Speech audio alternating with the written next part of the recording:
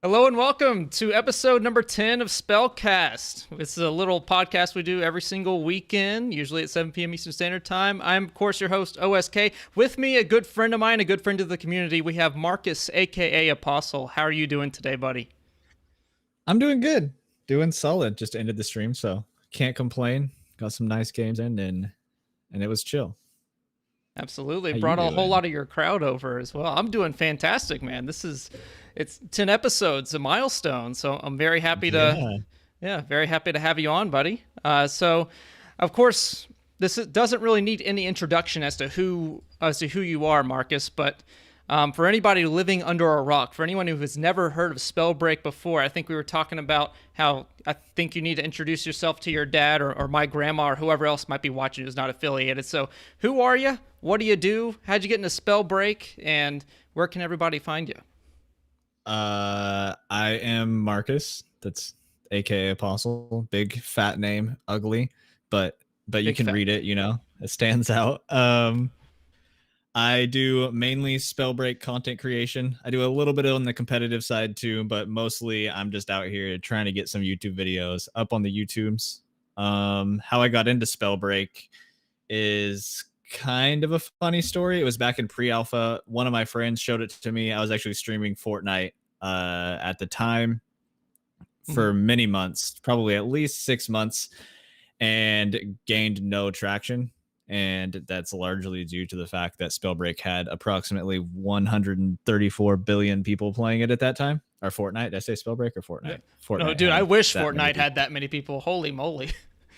That'd be a trip. And then so nobody could find me playing Fortnite. And then I was like talking to my friend, he's like, you need a game that's not so competitive content wise. And he stumbled across Spellbreak, sent it to me.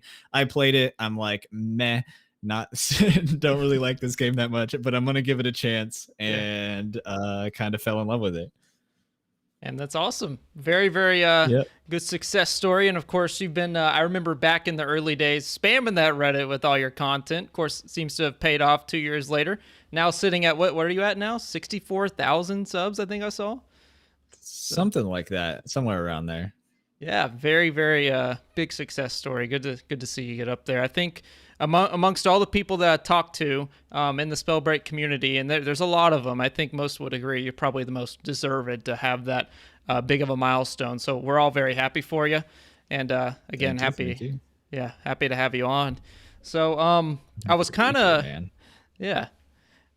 looking at your early history. You know, I noticed a little jersey with a little Apostle OG on the back. Could you kind of take us through that and what got you into content creation in the first place? So the jersey is from OSK Gaming. I don't know why, but I just can't get my shirt comfortable. I'm on camera. I don't know what to do with my hands. It's okay. But none of us do. I have multiple glasses and mugs and mason jars so that if I ever get nervous, just take a little swig and we're good. Perfect. I ran out of coffee, so I'll pretend to drink at least twice during this podcast. but we'll that jersey was from Optic Gaming. If you guys don't know, they're a very big Call of Duty team. Back then, they were mainly a YouTube team. It was before like trick shotting was really a thing when I joined them, and then now they're very competitive oriented. But so that was back in, when did COD 4 come out? I think it was like 2008 or something when I started making videos. That was a long time ago. The same friend who actually got me into Spellbreak is the one who got me into making content. He stumbled across Zergriz, who is like a legend in the Call of Duty community. He's one of the first montage makers. And he's like, I want to do that. And I was like, I don't want to do that, because apparently that's how I start all of my life goals, is by not wanting to do it. And then he was like, well, I'm going to buy you a capture card. And we went to Best Buy, and he's like, I want you to do this with me. Bought me a capture card, which was a Dazzle, which is like a little thing that's like the size of an iPhone that had like the red, yellow. What is it? Red, yellow. I know what you mean. It's like the video, the two audio cables. Yeah, red, white, yellow. Yeah, that's what it is. These real old school things you plug into like your box TV. I remember those too. Yeah, that was a trip. Take me back. Yeah, it was before HD. And then I got into streaming back on Justin TV, which was Twitch before it was Twitch. And I was doing that a little bit and was having fun with it. And I was just like, I really want to get into streaming more. And YouTube had just announced their stream. And I'm like, okay, well, I'm going to switch over to YouTube and then do some streaming over there, and realized I had a strike on my YouTube channel. So I had to create a brand new YouTube channel, and then never ended up streaming on YouTube. And then just kind of quit content for a while and came back for Call of Duty Advanced Warfare, and then went from Advanced Warfare to Overwatch to Fortnite to Spellbreak. So it's been a long journey, a lot of steps along the way. Yeah, long journey indeed. And if I remember correctly, like, again, you started about 2 years ago with your Spellbreak content creation. Like, what were some of the early ideas back then? Because we were in pre-alpha, there was an NDA on the game. Like, what were you looking to bring to the Spellbreak space that I guess no one else could at that moment? Well, nobody else could bring anything because we were under NDA until February of 2019, I think, right? Something like that? I believe so. I'm trying to think of when my trailer video was on my own channel. And then after that, we started getting into these all speculated videos about the NDA. But I remember like the collective celebration when NDA was finally lifted. We're like, we don't have to use trailer videos. It's amazing. Yeah. Yeah, it was fun. But I got in December of 2018, and then NDA was February of 2019. So I had kind of like gotten accustomed to the game and had some content already made before the NDA dropped. And so the first day you could post Spellbreak content, I had Spellbreak content out. And my goal with it was I wanted to be like the Spellbreak gameplay guy, because I felt like gameplays were decently easy to get out consistently. Didn't really require a whole lot of editing. And then I can do other stuff on the side, like guides and montages and all this other stuff. So that was kind of my goal going into it. And it seemed to work out a little bit, but as of late, it's been tough to get gameplays with how many good players there are. The last 2 days have been so rough, man. But I was going to bring that up. I've been seeing a little bit of Twitter action from you. Seems to have a bit of a sweat problem. Can you tell me what's going through there a little bit? It's just running into the same people. Like with YouTube, it's like I try not to run the same build every game, because I can run Frost with Toxic and keep up with the competitive players and play decently well and get wins pretty consistently. But people do want to watch it, but I don't want to post the same gameplay over and over and over again. I want to switch it up. So I've been trying to switch it up the last couple days and just run it into just some sweaty players, along with, it's not just sweaty players because there's always sweaty players, but it's also like really bad luck and bad timing, to where it's like I don't get a belt for half the game, and then I find a belt and I engage in a fight and I get sniped in the back from some random person. And it's just that happening literally all day. And and it's been a little bit rough luck wise, but I kind of I got to the point to where I was just super frustrated last night, and then it started happening a little bit again today, and I just can't. It's just ridiculous. So I've been kind of laughing about it, and I got my video done for the day, so the weight's off my shoulders, and I can have a little bit more fun now. So what you're saying is that content creation is becoming work now. Is that what we're talking about? It's becoming real deep, grueling 8-hour journey to get that win, because every lobby's a scrim lobby apparently. Exactly. It feels like imagine you're working at like a grocery store and you go up and you like arrange all of like the condiments or whatever, and you get them all set up perfectly and you're like proud of it, and you're about to put the last one up and your coworker just runs up and just knocks everything off the shelves. That's what it feels like. And then it happens for 4 hours straight. Every time you get them set up perfect, you get the last one and then some random guy knocks it all over. Yeah, I can. I don't have any personal experience with that, but I can definitely imagine that happening. Especially one of my old jobs. I used to work at a Walmart, actually doing exactly that, and you get pulled over to the side because the customer was asking where the peanut butter was, and it's this whole thing. So I definitely understand what you're talking about. A little bit too close to home on that one, but a little bit. Yeah. So I'm gonna kind of segue this into the next question. All right. So obviously, you've been keeping up to date with the ranked leagues. See a few videos on it from you, and that was confirmed the other day to be a ranked mode. And I would imagine that's where most of our sweaty players are going to go, probably myself included, whenever it comes out. Now, there's also been talk about this new game mode / game modes, potentially limited time mode, or maybe it will be a permanent one. Who knows? But I would imagine most of your grief comes from I don't know how much you enjoy Battle Royale as a genre that much, but I would wager that maybe it's time for a little arena, time for a shakeup. What are your thoughts on these new modes that could potentially come in? Because we have footage of Seth saying he would really love a CSGO style mode, and then we have the community for about, 2 years since you got in saying I would really like an arena mode. So kind of take me through that. What are your thoughts on this whole ranked mode / new game mode situation? As far as new game modes go, like possibilities, like you said, arena or like CSGO style. I think I would rather have like a round-based CSGO style where I can just like there's some sort of objective. I don't know exactly what I want the objective to be. I was thinking maybe like a capture point where 2 teams are attacking, and then there's kind of like a map built around the point. And you can kind of like push in and poke at people, and you have to like strategically push into this point. Where you wouldn't be able to respawn. I think that might be cool. But I'm not like a huge fan of the arena idea because I just feel like it'll get played out really, really quickly. I think the fights will go too quick, and there's not enough variety in fights to last just a strictly arena mode, especially as like 1v1s. But I think it would be cool. I was talking about this a couple days ago that I would like them to implement like a gulag arena. So that way, when you're playing Battle Royale and you die, you can go into an arena mode to try to win your life back, essentially. And I feel like that would be a good way to implement it. Yeah, maybe so. I know Taco is another prominent member of the community. Really is deep into the lore, and one of the things he always brings up is the talent Vital Stone and how it has nothing to do with the actual lore of what a Vital Stone is. So, like, I don't know if you're familiar with the story of the Vital Stone. Are you?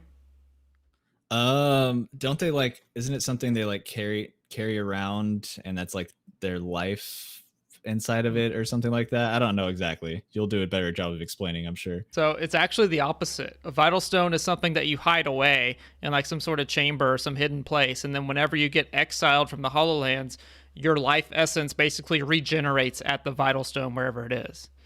So okay, kind of in your gulag style thing, I could really see them, like, if they cared about the lore at all, like they could have like a collection chamber of all these Vital Stones. So you get exiled from the HoloLands, and then in your gulag, this is like your chance to finally, deal the death blow or whatever to whoever you have to go up against to eliminate their Vital Stone.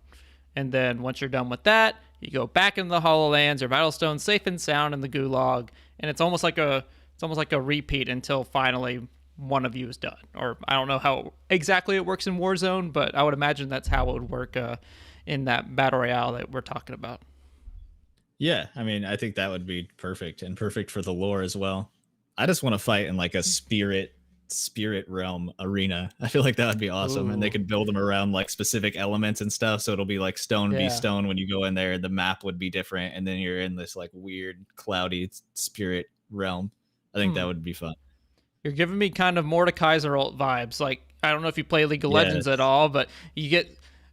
For those of you that don't know, Mordekaiser is a champion in League of Legends where his ultimate is basically banishing you to the death realm, and it's a 1v1 style thing where Mordekaiser is like this giant thing you need to slay, and most of the time you end up dying. But you could do something similar for Spellbreak or something like that.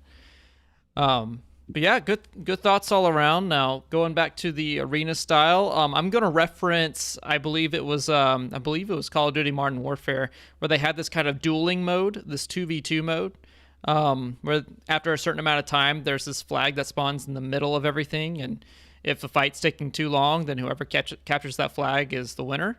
Do you see something along those lines fitting Spellbreak at all, or do you think it needs to have a little more variety with some objective-based 3v3s or 5v5s? I think that could work. I think you can do some respawn modes. I think you can really implement it to almost everything. Sorry if you hear my dog barking. But yeah, I think you can really just put that put anything from like Call of Duty in there, like a headquarters or a search and destroy, and just kind of throw a little twist to it, and then it would fit Spellbreak. So I definitely could see that working. I wouldn't prefer that. I think a respawn or a no respawn mode would fit way better. So that's just my personal opinion, but I definitely think it could be fun as like a more like casual game mode. Yeah, I mean, I like that idea a lot. Honestly, at this point, I'm one of the battle royale detractors or whatever. I really like game modes other than battle royale. Like me personally, if Clash was balanced in terms of matchmaking, I would probably play that all day. But as obviously we've seen, it is not. In fact, I have a lovely little meme I'd like to pull up for all you guys watching. It's a nice little Reddit post that I took a liking to just now before the show, so I'm gonna show it on for you. My exact thoughts for exactly how this Clash mode is going. And here you guys go. Look at this. Look at this beautiful thing. It's me. Launches game to reduce my stress. The one top-ranked guy on the opposite team. I'm going 28-1, and this is Clash mode for anyone else joining in. So it kind of brings me a little bit back to some other changes that we saw in Chapter 1, how with this matchmaking change, putting walls on the different levels of people. I know I've been hearing quite a lot on this particular subreddit of players hitting that level 23 mark and then realizing that the game's actually much harder than they previously thought. So what are your thoughts on the early matches facing against bots? Do you think that it does provide enough preparation for players to get used to the game, or could you see more of like a more in-depth MMR system going forward? Definitely more in depth. I think they've been pretty clear about the fact that this is temporary. But at this point, I mean, the player base isn't large enough to where we can support like a really in-depth MMR system. So I think what we have now is good so that new players don't get stomped. And they have going from level 1 to 23 takes a good bit of time. So it gives them some time to actually learn the game and then go in and get stomped. Whereas before, it's like every single game that new players would go in, there'd be at least one halfway decent player that can just run through the lobby, because Spellbreak is just like, it's a little bit different than most games. So it takes some time to learn. So if I'd say give somebody like 3 to 5 hours of game time and they will just like run through new players without getting touched, just because it takes a little bit. There's like a pretty steep learning curve at the beginning to pick up the basics, especially with like Stone Gauntlet seems to be the main complaint of new players. Yeah. And speaking of Stone Gauntlet, actually, I don't know if you got a chance to watch those Element tournaments that were going on this weekend, but I was casting the solos event and we had Megaverse and Darkbreakers actually finish first and second, both of whom are Stone Shapers. So it seems like it's not only new players who are having some trouble with it. And I kind of want to lead that into discussion about maybe mid-chapter balance or so, because personally, on my own personal headcanon, my own personal tier list, I have Stone as actually the weakest class right now. But not like C or D. It's like right with B tier. Here's the rest of the classes in A tier, and then here's Conduit and Tempest and S. So I kind of want to get your thoughts on where all the classes are right now, and maybe there's some hidden meta things out there that I'm not quite aware of. So maybe we can comment on that a little bit. That is like, it's tough because, like you said, like Breakers and Megaverse are like top tier stone players. Yeah. It's hard to rank everything because it seems like everything's decently balanced right now. I think we could use a meta shift just to keep things fresh. But I think a big reason or a big thing that goes into that is the fact that people aren't used to playing against stone players actually makes the class better. Like I play Frostborn and I know that I can run into a really top tier player and they just don't really know how to play against Frost because there's like 2 or 3 good Frost players. So it's just like it makes the class better than it is because people don't know how to outplay it. So it's almost like a sneaky advantage, right? They don't know what to expect. It's a very important point you bring up, not knowing how to play against certain classes. In fact, I have this little saying going around with the evolution of Spellbreak players. Basically, you start out really hating Stone because you don't know how to stay off the ground. Then you move on to Shadow Step Toxicologist because you don't know how to manage your cooldowns and kite properly. And then once everything is all said and done, you move on to Conduit. And then you just stay there until the next balance patch comes. So, exactly. Yeah. So that's kind of where I'm at. But now I'm starting to move past the Conduit because you can now close the distance and not get beamed for, I think it's 2 less damage on average now per shot.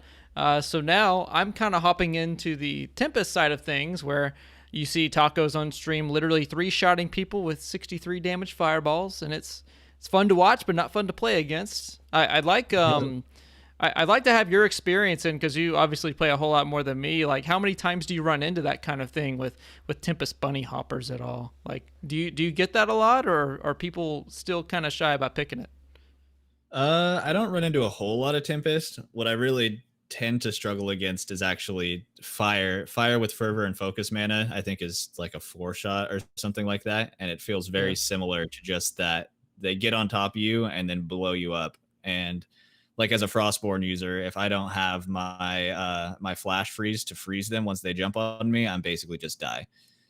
So I definitely struggle with that. The Tempest, I've actually had people, I think they were running Tempest Ambi with Toxic offhand, or the reverse, Toxic with Wind offhand Ambi, and I've actually really struggled against that for the same reason. It's like I don't know how to play against it yet, so it's just like so much pressure, and then you get blown up.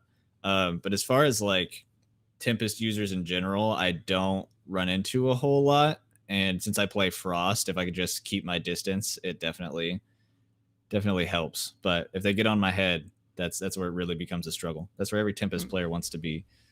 Yeah. In fact, moving off Tempest, but still kind of staying in the same discussion, I've been seeing in my personal games a whole lot of Wind offhand, and it is annoying me to no end. Like, what are you seeing out there? Because every time I hop into a Clash game, it's either 3 people up to about 6, all running Wind offhand, and I don't know how to counter it yet. Like, just flat out, like, either out damage them or try to run, because you're just not gonna make up that amount of damage. Like, have you been running into a whole lot of Wind offhand, or can you give some thoughts on that? Yeah, I've definitely been running into more. I haven't played Clash in over a month at least, but I've definitely heard the outcries of Wind blowing up Clash. I could see how it's anything spam is very frustrating. It's funny. I was playing with Solar Bear the other day, I think sometime last week, and we ran into a Clash lobby with, I think, 6 Wind offhand users, and they were all like really well coordinated. So anytime we would like try to approach the front line at all, you just see like the sea of Wind offhand just go right at you, and you die in like 2 seconds. It was the most annoying, obnoxious thing, but it was fun to play against after a while. Just got to pick up a Frost. So. Yeah, you got to keep your distance for sure against the Wind players, but I think it more than the gauntlet itself, it comes down to like the talents for sure. Like the fervor just seems to blow everybody up, whether it's fire or wind or whatever. You just get hit 1,000 times a second, and then you're dead. The so-called problem talents, as Crashy likes to put it. I see him saying yikes in my Shadow Step Toxicologist comment. I remember that. But in any case, he had a pretty good video out. It was a bit of a response to mine about these problem talents that we call them: focus, mana, fervor, and recklessness, and how they're kind of shaping a whole lot of things. Namely, focus, mana, and fervor are the main two. Recklessness is just kind of like the icing on top. And there's a few ways that I like going about the discussion. Like, I personally like the idea of just applying a flat, maybe 15 or 20% cast speed onto everything and just removing it as a talent.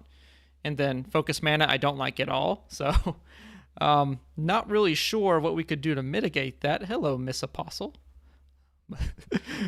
But anyway, I'll let you have a moment here for just a second.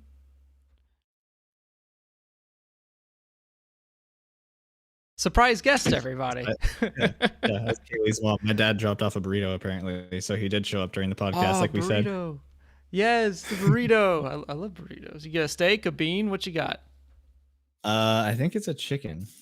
I have this burrito place that is like my favorite. That I can't order burritos from any other place because they just don't live up. I've just decided that I'm never gonna order burritos from anywhere else. And it's like chicken. The best part is they stuff it with cheese. Yeah, that's the best part of it. But it's always the best.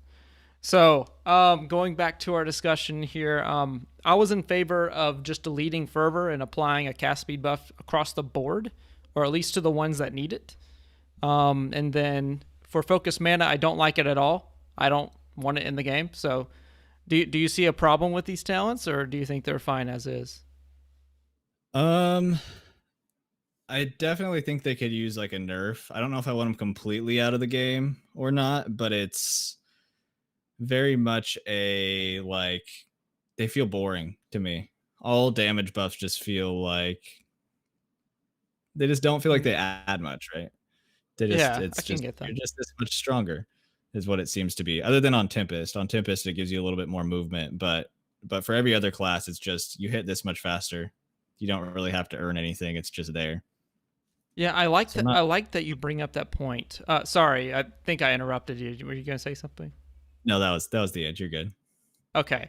So for damage buffs and damage mods in general, I'm a real big fan of, if you're going to have them, like, have a decently, not difficult, but like a condition to achieve before you get the damage buff. So like for Squall, what it used to be, you got to be in the air for 1 second before you get it.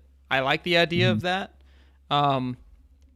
Like for example, a lot of people don't like Outbreak, but I like the fact that you have to go through a condition to get it first before you get that big burst, and there's a way to like kind of interrupt that if you're in trouble. And similar, I don't like Frostborns that much with Ice Prism. I think that waiting another half second is like kind of boring, like you were saying, but I like the idea of having like specific conditions you have to achieve before you get any sort of benefit. And I don't know where you sit with that, or if you would just like to see damage mods be completely gone. Yeah, I mean, I don't like, I think that kind of the boring, you don't have to earn them things should be in the game because it helps newer players. But I think at like the top levels, they shouldn't be what people go to. I think we should be leaning towards things at the top levels like Spellslinger or like Runic that you have to manage to get the full effect out of them, whereas everything else you don't really have to manage at all. I think anything that's like passive should be pretty weak, and then once you get to the point to where like you can manage a little bit more, those should be the stronger talents that you sort of move to as you get more experienced in the game. Yeah, I like that idea. And notably, I'm going to go back to the Solos event that just went on. Megaverse was the winner of that one, and he actually had a pretty interesting build. You know, normally we see on Stone Shaper focus mana, fervor, and then whatever sustain talent you want, whether it's recovery or thirsty. He actually ran more of a movement-based build with runic fluency, dexterity, and thirsty. Kind of more of a movement-based style thing. So I really do like that development, and it kind of calls into question like how much of these damage mods is more like a more like a training wheels kind of thing before you get more comfortable with the ins and outs of Spellbreak, because a lot of people see this game as more of a movement-based fighter shooter as opposed to, you know, a big damage, just FPS style shooter where you shoot once or twice and they're gone. I feel like the current meta kind of supports that narrative, but then you have Megaverse out here just moving around and schmooving on people. So where do you see the current state of Spellbreak? Do you see it as more of a get the first shot, blow them up style shooter, or do you think that there's still that wiggle room for more of like a fighting style movement-based shooter? There's definitely a lot of room for movement, right? Like if you get jumped by somebody, especially, it depends on your class, but if you have decent movement, if somebody like pops around a corner, you're not dead out of the gate. You do have to kind of like reposition and pot up and do stuff like that. But it's as of right now, it seems to be like a lot of people can just crutch on the extra damage, and it's not necessarily that first shot that makes a difference, but it's just the barrage of shots coming at you quickly. I definitely think that if you have good movement or you play your sorceries right, you can definitely counteract the spam. One of my favorite things to do with against conduit players is I run Frost Toxic, and if like a conduit player is trying to spam me, I run Harmony so you can't get stunned, and I'll just throw a Toxic Cloud down in between me and the Toxic player once I get close, and they end up stunning themselves. And so that way it's just like I can use their spam against them because they're just kind of brainlessly holding left click, which not all conduit users do. There's some of them that play it like really well and really smart, but a lot of them just stand still and spray at you, and then you could throw down a thing and completely counter them if they're not playing smart. Yeah, and I really like the development in the current meta too. Like players are finally starting to figure out, you know, the ins and outs of these classes. Like, I mean, we always complain about conduit, okay, and for good reason, but now I think as a whole, the player base is starting to realize you can close the gap. There are certain ways to do it. Of course, against the best conduits, it's easier said than done, but there's still like ways people are figuring out how to do things. Like I know toxicologists have an easy time to do it. I know that well, really, even Stone Shapers are figuring out that Bedrock is a fantastic talent, so they're starting to close the gap as well. And even I've seen a few of them use their boulders to block lightning as they dash in. So it's like, it's so cool to me to see all these new strategies come out. But speaking of counterplay. Yeah, there really is. And I really like that about the game right now. There's a lot of counterplay. Speaking of something new, this is going to be a very heavy reach of my segue here.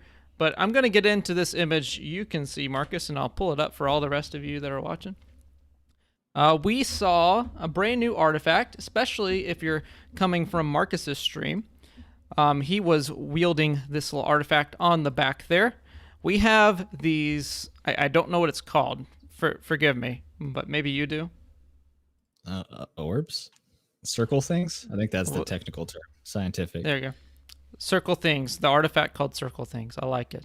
So a lot of people are claiming that this just an Avatar reference doesn't really mean anything. They say like fire, earth, wind, and then we have water. And this is a picture that OP took and posted on the subreddit. I just put it in another window.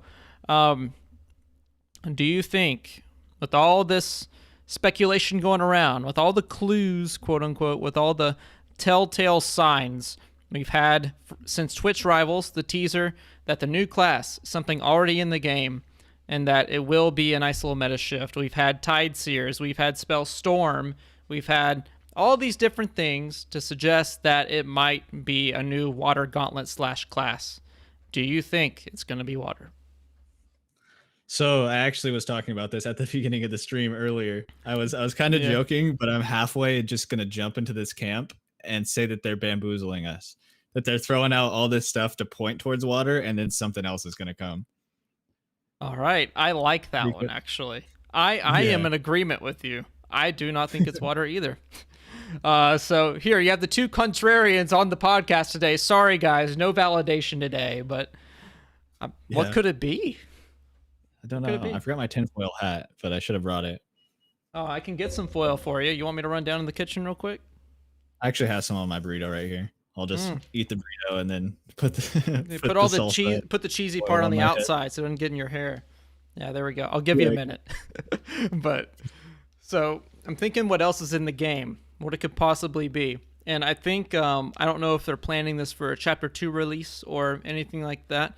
I think a lot of people see this water symbol and they think, oh, the very next update. This is their big reveal. This is essentially the reveal, and it's going to be in the very next thing they release, or like whatever the tinfoil hat is at the time. Personally, I think, or rather I hope, they're going to build off the noodle a little bit and introduce an arcane style class. I've also heard suggestions that maybe it's a nature gauntlet, like with vines or trees or grass or that sort of thing. I'd like to get your take on what you think it is. I mean, honestly, everything does point to water. I just noticed right now, which kind of threw my train of thought off on that question, is that in game, these emblems that are here, like the stone emblem is different. The stone emblem is different, and then the green one is a little different as well. Like in game, the stone one looks like a road going into the sunset. So it's kind of playing off that earlier and saying, like, we don't know what this is representing, but here it looks like stone. Yeah. I mean, I'm just taking, like, the thought of an Avatar reference because I was wrong about this, but this little green one, on first glance, if you're familiar with Spellbreak, you think, oh, this is toxic. But then you realize that this symbol is the same one it's very similar to wind shears as you see them in game. And the green could just be in stark contrast to the yellow, which this is obviously a rock. It's definitely not windy or anything resembling Tempest. So yeah, like this could be just a false flag. Yeah, it could be a false flag. They might be throwing us a false scent. I was saying that it's kind of weird too that the green one isn't like they could have made a yellow like wind shear one and then a green one that's a leaf if they were doing it to do just like the 4 elements of nature. That's usually what they do. Is like a water drop, a flame. I don't know how they represent wind usually, but it's like a tornado or something, and then a leaf for earth. So I don't know why they didn't do that. I think so we get on a podcast and talk about it maybe, but maybe or some other medium. Maybe it's a new video idea. Hint. But yeah, I mean, this whole thing just set the community ablaze, or rather cooling them off, or whatever analogy you want to use for water. Like everybody thinks it's water. Literally everyone and their mother thinks it's water. And I did it first too, and then I'm like, wait a minute. Maybe it's not. Or maybe it's an 8th class coming later. Who knows? I mean, this could just be the start of something. So yeah. So the only other thing that I could think of that would be in the game, because they said that the element was already in the game during Rivals, would be arcane. But then they could also go like that weird route and be like, it's a nature gauntlet. Get it? Because there's trees in the game. And then they can go that way as well. They could go so many routes. Yeah. And then light and dark, which is like another big one that the community goes on, I don't think would work, because I think if they were to do those, they'd put both of those out at the same time, which they might do. But I think but listen, Marcus, listen. Ask for it. There is light in the game. It could possibly be a light. There is a sun. There is a sun in Spellbreak. Therefore, it could be light. It could be a sun gauntlet. You never know. You know, could be a fracture gauntlet. Ooh, imagine that. Your sorcery is just literally creating a hole in the ground. Yeah, just make everybody fall. That'd be great against Tempest players. Yeah, I call it the Gimp gauntlet. Not let them punch up. Yeah. Man, I could go on forever just memeing the different class ideas that people have. It's just so funny. Of course, you have Tacos in here malding about a new mode other than BR, and also about how Arcane doesn't make sense, but it's okay. We will stray away from that topic here. Getting into our next little bit, of course, I kind of want to touch back on leagues one more time, because we got a lot into the discussion on a different game mode that it could potentially be to facilitate the ranked mode, but we never actually talked about how they could rank it, or like what would make the most sense or anything like that. And then we have the pre-alpha, or I think it was pre-alpha, that experience with the leaderboards and that sort of thing. Like, do you see them at this point creating like a true MMR system that actually ranks people? Do you see more of a leaderboard style thing, like a seasonal leaderboard where, this person has the most exiles this season, this person has the highest win rate this season? Like, how do you see this whole ranked mode thing going down, knowing Proletariat and their antics? I think it's likely that we're getting an MMR system, because they've said that they don't like the leaderboards, because we used to have leaderboards and it essentially just became a time grind, or people like waiting until it's 3 a.m. and there's nobody playing, and then going to like dead servers and winning a bunch of games because there's nobody actually playing. So they're not really too fond about leaderboards. I would like to hope that it's an MMR system. I would love to be able to grind out the ranks and reach the top ranks. Same. I remember those leaderboard days. Those were dark days. Yeah, there was a lot of fighting over the leaderboards back then. But yeah, I think a rank, like, I really, really hope it's an MMR system, because I think we just need something to keep people playing the game and something for people to work towards. And in gaming, there's not really anything better than a rank to kind of grind towards. Unless you're talking like WoW when you're trying to get gear and stuff, but that'd be a whole different story. I'm going to call him out right now. Crashy can tell you all about that one on his Twitter feed. I've been seeing his stories. But anyway, going into the rank thing and like how that kind of drives players playing. Like, I'll give you a personal example. I'm back into League of Legends now, not because I enjoy the game, but because I like imaginary internet points.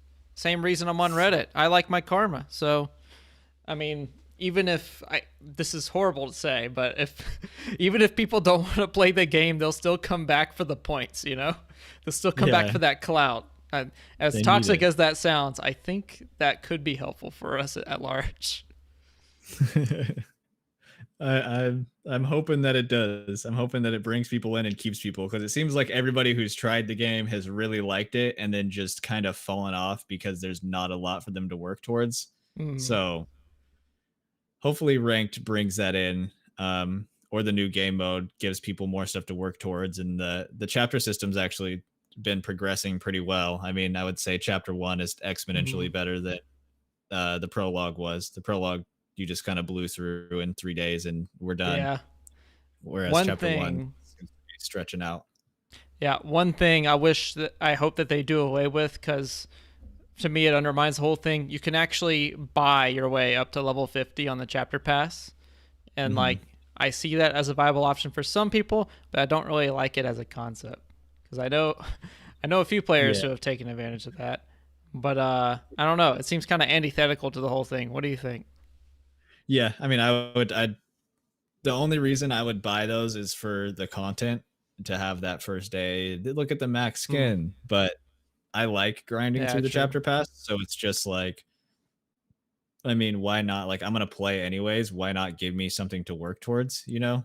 And just give me a little bit more of a reason to play than spending a bunch of money on skins that I'm gonna earn anyways. It really does. It just takes away from the whole experience of having something to grind through. But I guess takes away some of that. It takes away some of the exclusivity too. Like, did you buy that skin or did you actually play up to level 50? No one knows. So like, I feel like that's have a big money symbol on the chest if they bought it. It's just on your outfit. Whenever you go into the game, it's literally just a giant $sign on your head. You don't get to enjoy the full outfit because it's just, you paid for it. That's a good one. I like that one. Or they'll give you a cloud burst, and in the cloud burst on your way down, it's literally just cash flying behind you. See, I might buy that. That would be funny. That would be funny. I would like that one too. Or sorry, not green dollar bills. It would be gold, because we're Spellbreak currency. You know. Exactly. Yeah. Now, I'm going to get into, speaking of updates here, the frequency of balance patches, which we haven't had any since Chapter 1 release. And I was kind of talking about this kind of amongst my caster friends, namely Mana Class, who I was on the desk with yesterday. We talked a little bit about, after the broadcast, like, some of the situations that Proletariat might find themselves in. And this is just completely like, I don't know anything about the inner workings of how patches work with crossplay or different publishers or anything like that. But we were speculating a little bit, or rather I was, and he was kind of going along with it, that we know that there's a big approval process that each patch has to go through for Proletariat to get their things to us. Especially, it's only really client-side stuff, because as we saw with matchmaking, they were able to hotfix that and roll that one out because it's mostly on them. But like stuff like balance patches, class changes, I think map changes is in there too to some extent. Like I was kind of speculating, like maybe chapter 1 is like a giant 3-month long client side patch that they had to go through all this trouble to get through. And because it was a giant client side patch that just has timed releases week to week, maybe it's something that they actually can't update midway through that cycle. Like maybe they have to see this patch out through to the other 3 months. And I don't know if that is the case or if they are actually just taking this long to get balance patches. But that's kind of where I'm sitting with it. Like it has to be that way, because they used to be able to do this like every week or every 2 weeks. They would have a balance change, like back in alpha or pre-alpha. It was early release, but like they were still able to do it. And I don't see them not doing it if that wasn't the case. What do you think about this? They were patching a lot, especially in alpha. It was like a week every 2 weeks, like you were saying. And they were actually like pretty decent sized patches too. Yeah. They were pretty big. And they've talked openly about how being on every console has definitely slowed that down. And I think it was with Crashy on stream. He was saying that he was talking to Jesse or somebody in his stream, and they were saying that they're kind of trying to transfer over everything from client side to server side so they can patch things easier in the future, right? So right now everything they have to push a patch through all the consoles, whereas like as far as the quests, right, we get new quests and we got like the rifts in the game, and that's all being updated server side, so they can do that whenever they want.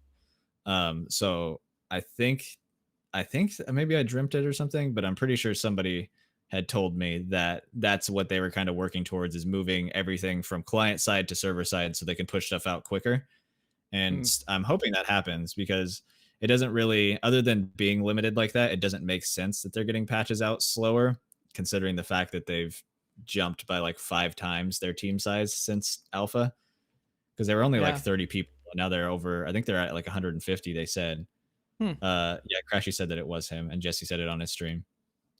I didn't know that, actually. That's good to know. Like I know in terms of resources that they have, of course they had that 20 million investment, like I think back in alpha that they announced that they had brought in. Of course, I don't know if that actually pays for like an additional 400% increase in employees, or how long that lasts or anything like that. Like I don't know. Again, I'm not an inside voice of Proletariat, so I don't know that stuff. But yeah, I would hope, because like I don't even know how that works. You know, like this whole client side server side thing.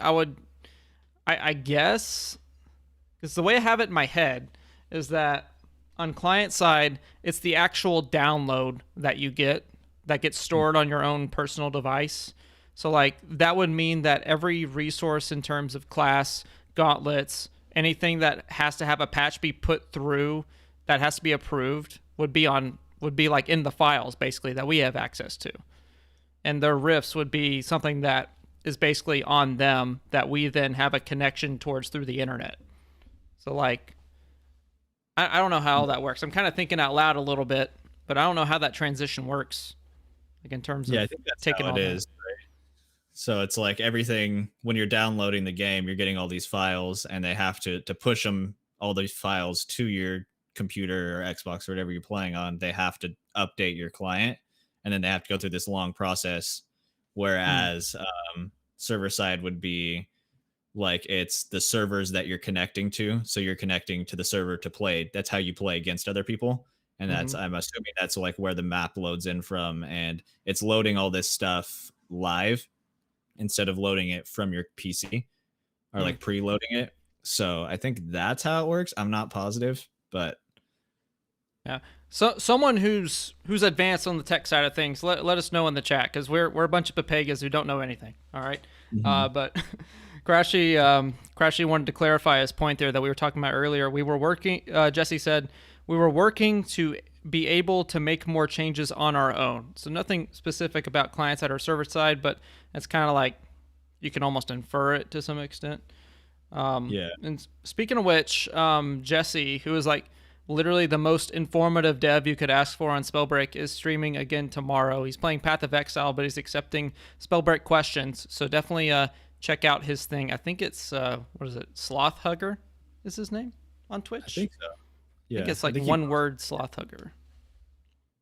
It's definitely on his Twitter that he's posted before, and I think it might be in the Spellbreak Discord server as well, but I'm not positive. Yeah, it might be. But anyway, if you're looking for answers to Spellbreak, definitely go spam his chat or something. I don't know, and tell him SpellCast sent you while you're at it. But anyway, going towards almost to the end of this podcast already. But there is one more thing I wanted to ask you about, and that is kind of how Spellbreak is almost leaning into the competitive side of things a little bit. Like we're seeing, for example, I swear I've said Crashy's name like 5 times already, but he's actually one of Element's representatives to go take over Spellbreak Academy this next week on how to master different game modes, so solos, duos, and trios. If you need help, go check that out. I think it's on the weekend. He'll probably give you more information, but yeah, we've not only seen that particular community event going on, like being presented by Element and that sort of stuff, but they've also like directly, sponsored events, or at least one event that I know of on the competitive side. Like, do you see the game kind of moving towards being competitively focused to an extent, or do you still see it more catering towards the casual side of the game with all these updates coming out?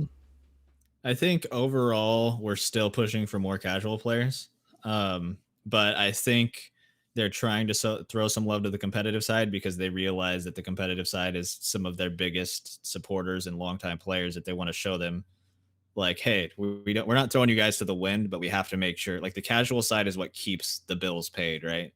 Like that's where all the money comes in. It's not going to be a giant competitive game that they're able to earn a bunch of money off of necessarily. So they have to bring in casual players to eventually turn into competitive players, because you don't really go into a game necessarily, at least not many people go into a game and go, I'm going to go pro immediately out of the gate. They play the game and they're like, oh, this is fun, I want to get better. And eventually they're like, I want to start competing. And then it eventually snowballs into competitive players. So I think it's always, no matter what, it's always going to lean towards the casual and bringing in new players. And then maybe sometime like a long time in the future, they'll get really heavily into the competitive side. But I think they'll slowly like support the competitive side and add more and more things to allow us to do competitive events, and then just go from there, right? So then they'll get into themselves promoting it. But I think as far as we can see right now, it's going to be very casual focused. Okay, I respect that viewpoint. I think that's the correct viewpoint to have. And building off of that a little bit, off of that question, of course, we're seeing the ranked mode come out here very soon. Hopefully, I think we're getting more info this month, if I remember correctly from his stream. We said we have more info in February about leagues, so that's exciting to look forward to. And I know with some of the new game modes being teased a little bit, or at least the fact that we have more on the way, there will be a real question as to whether they will actually be just bare limited time modes, or if maybe a game mode that's in right now is going to be cycled out, and basically how that's going to work out for the competitive scene as well. Because I know a lot of players that play in Element right now really don't like Battle Royale as a competitive game mode, and I can respect that viewpoint as well. I'm kind of in agreement with them. So it's kind of this thing where if an arena mode comes in, or a CSGO style, whatever it happens to be, and the ranked mode is based off of that, I can see that blowing up on the competitive scene like big time. And it almost begs the question, does that then become the default game mode, or do you think that they will still cling to that battle royale title as they were so apt to do in the past? I think battle royale, as far as it goes, is like a good storytelling game mode, right? Like I think they can progress the chapters, they can progress the story and how the game unfolds through battle royale, and it'll always be like a staple mode. I hope, at least, because I'm not a huge fan of battle royale for competitive either, but I do enjoy the game mode. So I'm hoping that we get like a more competitive oriented thing, and then they can still have fun and do quirky little things in battle royale and make that the more casual mode, because I think just battle royale in general with the randomness is suited better for a casual mode, whereas things that don't have any randomness in them are better for competition because it doesn't give people an unearned advantage, I guess. Yeah. So Yeah, I think see that as I well. think it'll be good, Yeah, I think that'll be the route they go to. I can't, like, a part of me expects them to base the ranked mode off of battle royale in some way, and then the hopeful part of me hopes that maybe the CS:GO style or arena will be what they base it on, because I don't know, it doesn't make sense to me to base ranked off of battle royale. I know PUBG did it to some extent, and to my knowledge, whenever it first rolled out, there was a content creator by the name of Wacky Jacky 101 who basically proved that you could lay in the grass, not fight at all, and basically earn your rating through that because of how long you were surviving. And that's just one of the potential pitfalls that a ranked mode could have. Like, it could give kind of like buying the level 50 chapter pass, kind of that false sense of accomplishment to some extent.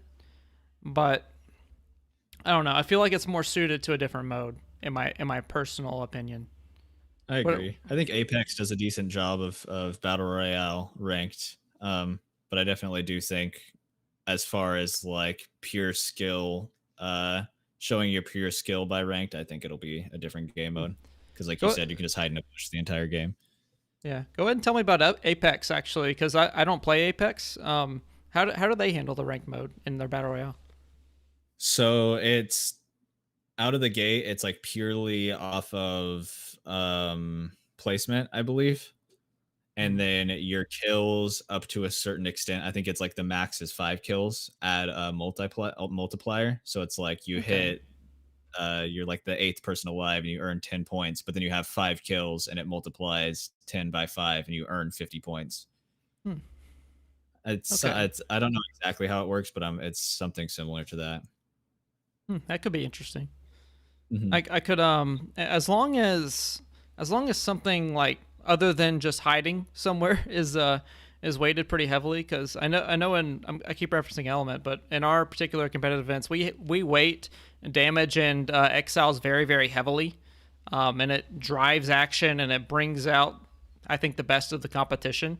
To sort of like, you can see by how well these guys are doing with their exiles and damage. Like, yeah, even though they didn't get first place this particular battle royale game, they definitely deserve to be called the best player, for example. Like, yeah, because you know how those final circle things go. I think that damage and exile should for sure be held to a high extent, because you like you said, you can just sit and do nothing and then earn more than somebody who killed 10 other players. Whereas, like, I think even damage should be higher than exiles, because you can damage someone for 199 and then somebody hits them for 1 and then they get the exile points. So I really hope that damage and exiles gets implemented, specifically damage, because exiles only would be a little bit weird too. Yeah, but that would add some complications, I think. Ooh, I just thought of something. So with their current XP system, they weight all of that together, or at least they're supposed to be, with survival time, exiles, and damage. I wonder if they're going to be basing the MMR off of what they already have in place with that XP system. Do you think that that's a possibility? Basing the MMR off of the XP system, I hope not, because that's purely. Yeah, I hope not either. But yeah, I hope not either. But I'm just like, I'm thinking this, it might be what they do. You know? Yeah. I feel like if they're gonna have actual ranks, that wouldn't really work because you'd have no way to lose rank, right? Like say it's like basically any other competitive system where you work your way up from like bronze to silver to gold. If it's just purely mage rank, you're gonna go up and never come back down because there's no way to lose experience. So I think they'll have to have, if they do it the way that we're hoping that they do it, they're gonna have to have a way for you to lose points as well as gain points. Okay, well let's think about it like this. So you earn a certain amount of XP at the end of every game predominantly based on how well you do. So let's say you're one of the best players in the game, and you're grinding your way up the ladder. So the way I'm thinking of it is you would basically take like the average. You would take an average of the XP gained during that particular match, and then based on where you are in comparison to that average, like let's say the average is like 1400 XP, and it was like finishing in 15th place or whatever with 2 exiles and like 600 damage or whatever. You could then have someone finish in like 3rd place with 6 exiles and 1200 damage, and based on like how far the space is between your score and the average score, that could be then the boost to your next rank, or if you're below that average, it can then drive you down in rank.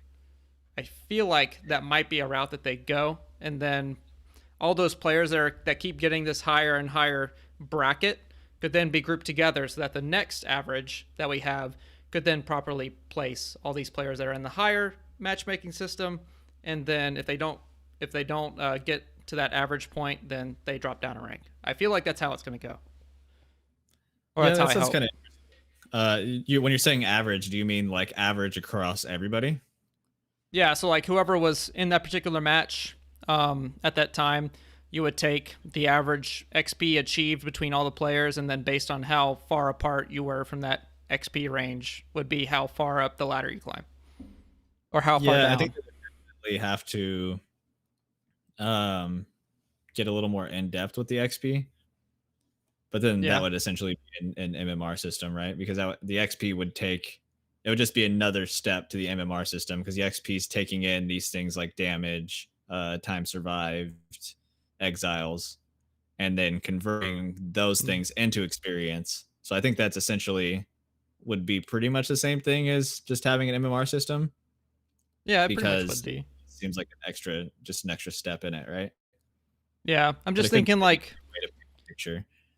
Yeah, I'm just thinking like the easiest way to do it like would probably be based on what they already have. So like they already have an XP system, so that might be what they base it off on, or they could make a completely new system. Who knows? Hopefully it's new. I hope it's new as well.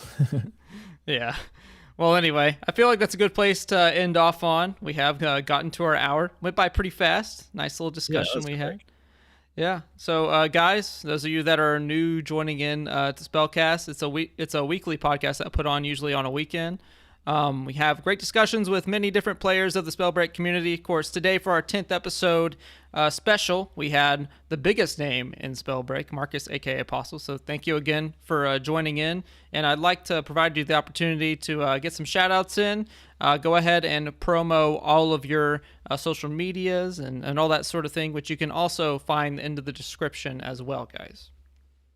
Well, first off, I want to say thanks for having me. Everybody that's in here, be sure to subscribe and follow for some more of these podcasts if you enjoyed this one. If you're still here, I mean, you made it through the whole podcast, so watch some more. Hit that subscribe. But yeah, basically all my stuff is MARCUSakaAPOSTLE, so you can find me at Twitch, YouTube. I've been posting quite a bit on TikTok and Insta now, so everything's at MARCUSakaAPOSTLE if you want to find me in those places. Awesome. And for those of you who missed all that, just hit the description button. It's all down in there. We have the Twitch, we have YouTube, and we have Twitter. So go follow them on there. I've been your host, OSK. You can find me at the very, very bottom of the description. And I host a YouTube channel called OSK Gaming. So go check that out. And like you said, please feel free to subscribe. Smash that like button. Just smash it right in the like button face. You love to do it. But anyway, that's going to be it for this particular stream. Marcus, you got some last words for us. What shall it be? Some last words. I mean, I think you did it justice. Like, subscribe, all those things. Go subscribe to Marcus too. Go get over to Marcus's channel too. Can't be just me. Go over there. But thanks again, Marcus. For all Spellbreak creators. Awesome. Thanks again for being on with us, Marcus. And guys, we will see you next week with a brand new guest. So we'll see you then.